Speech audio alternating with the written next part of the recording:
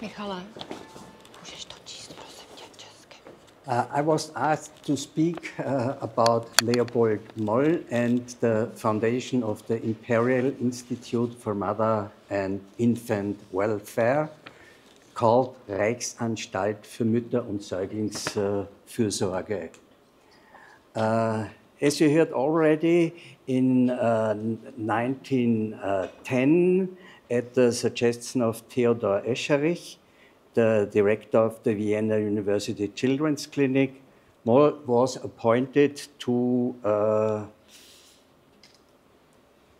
entrusted with the organization of infant care and planning an Imperial Institute for Mother and Infant Care, the so-called Reichsanstalt. He became the medical and administrative director. Již v roce 1910 byl Leopold Moll na návrh ředitele Vídeňské univerzitní dětské kliniky Theodora Eschericha jmenován pozván do Vídně. Dobrá, jestli v auditorium nevyžaduje překlad, tak necháme znít jenom angličtinu pana profesora. Okay, not necessary translate. Okay. You can continue. Yeah.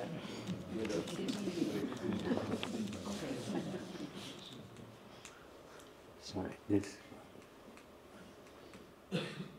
doesn't work.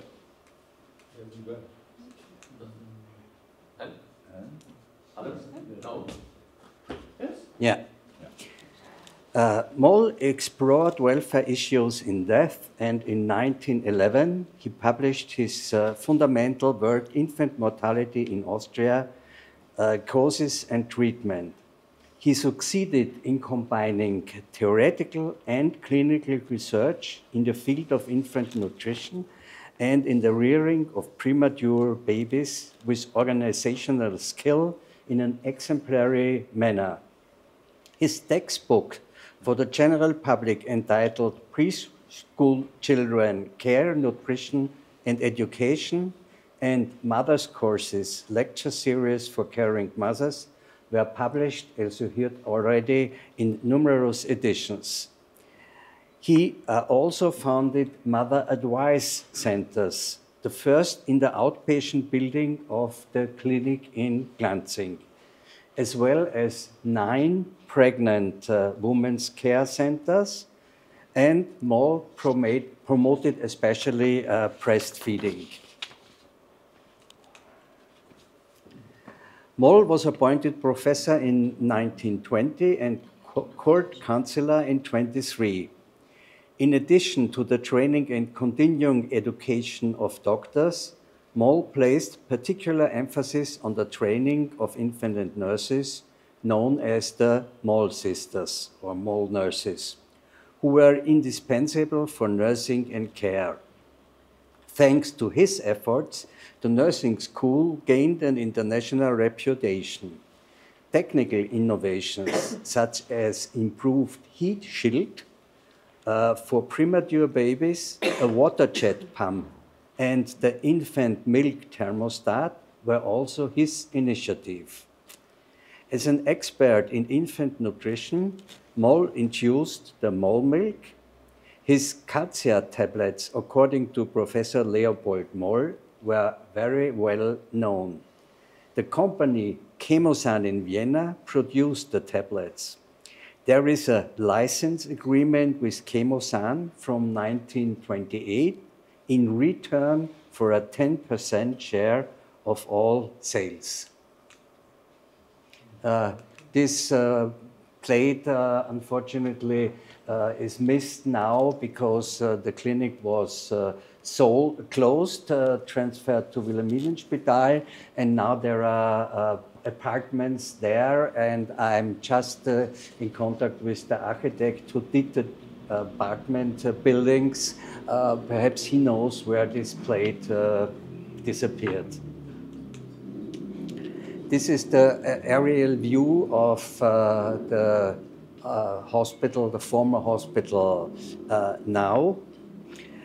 The Imperial Institution for Mother and Infant Welfare was established with funds from the Emperor's Jubilee Fund.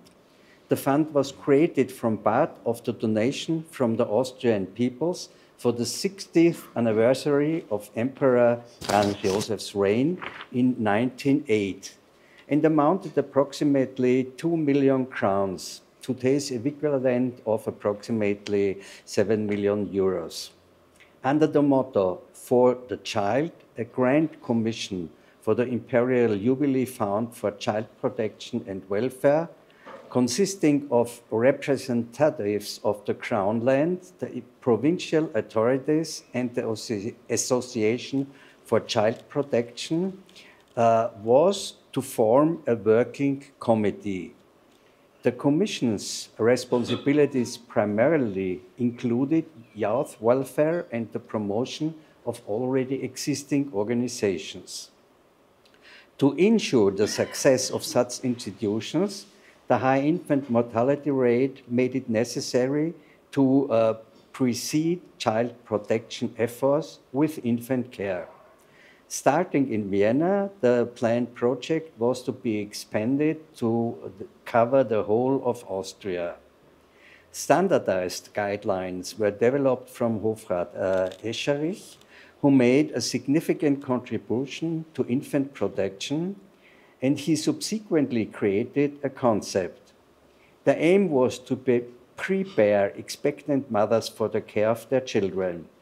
However, since the concept was not well received, at Escherich's suggestion, it was decided to hand the job over to an expert.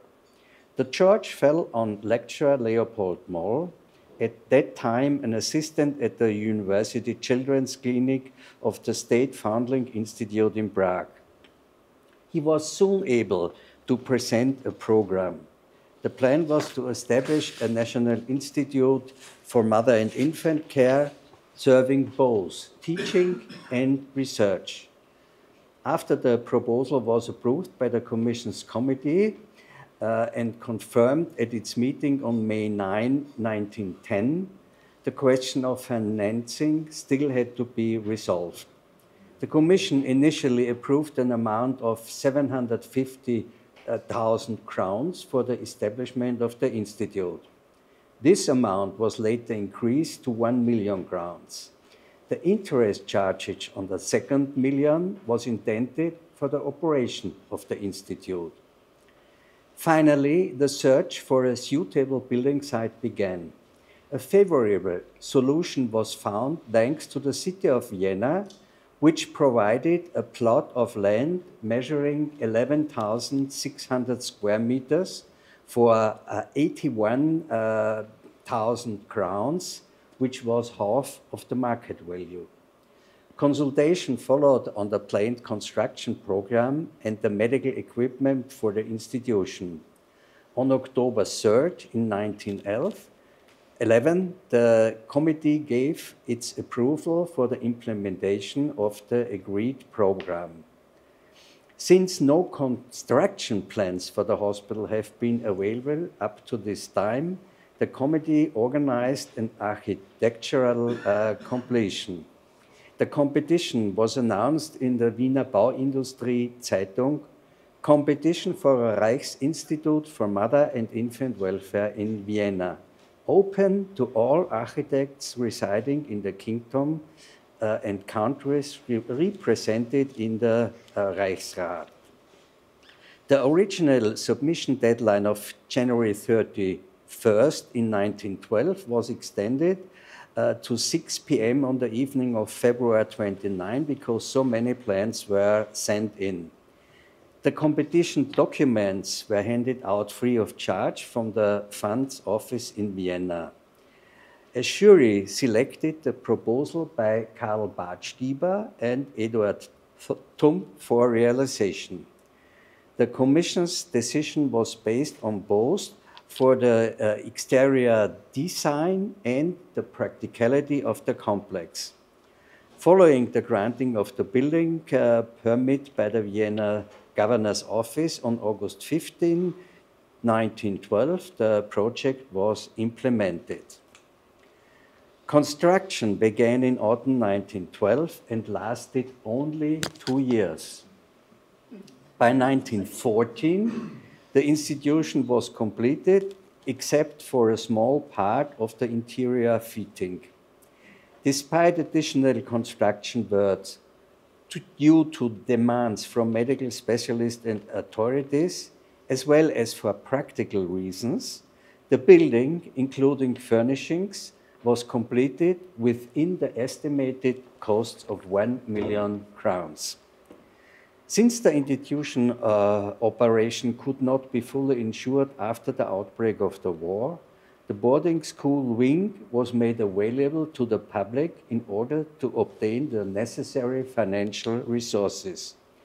After, however, the necessary contributions were made available through subsidies from the Ministry of the Interior, the institution was able to begin operations on October 1st in 1914. The institution is located in Bötzleinsdorf in the 90th district in Vienna, a sunny location sheltered from wind and surrounding gardens. The building complex is set in the middle of a park, and the institutional floor is planned in a cross. The infant wing, the residential wing, the economic wing, as well as the office and boarding school wing are arranged around a common hall designed to facilitate communication. Despite this arrangement, each wing forms an independent, self-containing unit, thus ensuring efficient, hygienic, and cost-efficient operation. In the northern part of the park stood the two-story infectious disease houses, completely isolated from the main building and the maternity hospital. Everyone involved in the construction of the institution strove to instruct the most functional building possible and to make it with the available financial sources.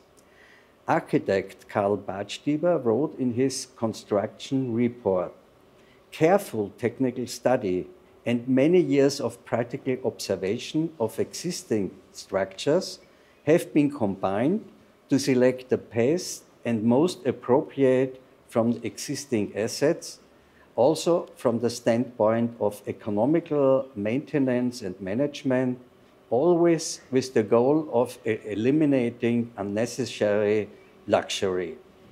The Reich Institute should serve as a model not only as an infant care institution, but also in other respects, including his structure, education, and facilities. The Institute was one of the most important welfare institutions of the Austrian Empire. Immediately after the institution opened in October 1915, the first infants and their mothers were admitted. The first teaching nurses were provided by the University Children's Hospital in Vienna. Only then could the training of student nurses begin, who provided nursing care under the supervision of the teaching nurses. Subsequently, the number of admitted children grew, so that by the end of the first year of operation, 50 infant beds and 15 mother beds were occupied. In the second year, the number of infant beds increased to 80 and of mother beds to 25. Children admitted to the institution were assigned by official agency for child protection and youth welfare organization. The children remained in the institution until they were cured of their illness and had recovered sufficiently to be returned to their families or careful selected nursing women who were later monitored by the institution's nurses. On the average, the institution covered half of its operating expenses through income from boarding and school fees. Tuition fees were 100 crowns per month for the first year and 120 crowns for the second and third year. The boarding costs care of mothers and children was divided into 4 classes, with the third and fourth class accounting to the majority of admitted patients. If the costs of care for these categories could not be covered or could only be partially covered by the family, the state, province, or district paid all. However, the treatment of the children and the mother's institutional clothing were the same for all classes. I will try to speak loud.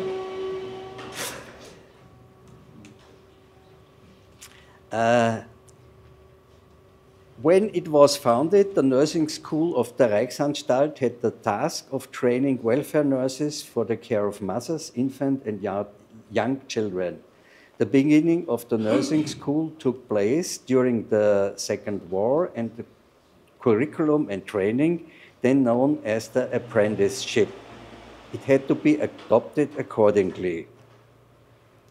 The practical part of the sessions gave the student in the first year of training the opportunity to get to know many sick and healthy babies. Each future nurse was assigned a nursery with 4 to 5 babies, which from that point on was under her responsibility. During the ward round, the student reports to the doctor on all the events of the previous day. The procedure should help to sharpen the prospective infant care's powers of observation and thus understand the child's condition. After 2 weeks in one infant room, the students take over to in the neighboring room in order to get to know as many children as possible. Furthermore, each student had the opportunity to see all the children during the ward round. This gave her a daily overview of the infants and toddlers cared for the hospital. So the student gained valuable experience through practical training. This picture was done by an artist in Vienna called Hermann Hertel, and it represents the daily stage. If you come in Glanzinggasse, you will see this picture. Nothing changed there. In 2000, Kinderklinik Glanzing in the 90th district was closed as many other small hospitals in Vienna and relocated to the Wilhelminenspital in Pavilion 21. Leopold Moll died on February 21 in 1933 in Vienna and is buried in a grave of honor at Vienna's Central Cemetery in the Jewish department. Moll was one of the most important and dedicated pediatricians of his time. He recognized the importance and prevention, and Moll promoted this implementation in pediatrics in Austria and in Europe. Thank you for your attention.